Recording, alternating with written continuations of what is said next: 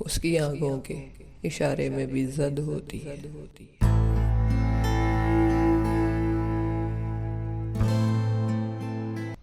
हम करें बात दलीलों से तो रद्द होती है, उसके होंठों की खामोशी भी सनद होती है।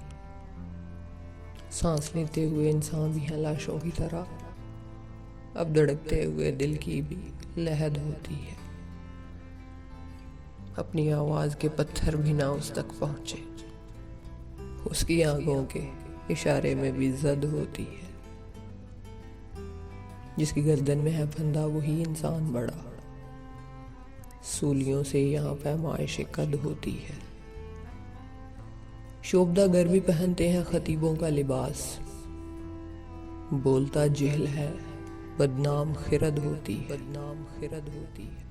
कुछ न कहने से भी छिन जाता है एजाज़े सुखन, जुल्म सहने से भी जालिम की मदद होती है।